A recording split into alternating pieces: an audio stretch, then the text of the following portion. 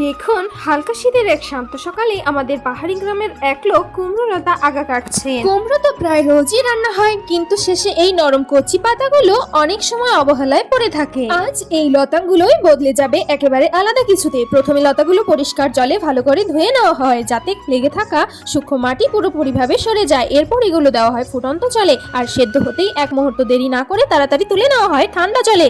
এভাবেই পাতাগুলো থাকে হালকা কচকচে। ঠান্ডা হলে লতাগুলো টুকরো করে কাটে টুকরো টুকরো পাথরের টকরিতে ধীরে ধীরে করতে থাকে এবং পরিণত হয় একটি পেস্টে। কাপড়ের জড়িয়ে এই পেস্টটি ভালো করে টিপে ধরা হয়, যাতে ভেতরের সমস্ত রস বের হয়ে আসে। সেই সবুজ পেস্ট চলে যায় কড়াইয়ের মধ্যে, মেশানো হয় ভুট্টার স্টার্চ। ধীরে ধীরে আছে রান্না করা হয়, ধীরে ধীরে ঘন হয়ে আসে, আর ঠান্ডা হলে এটি বদলে যায় নরম জেলিতে।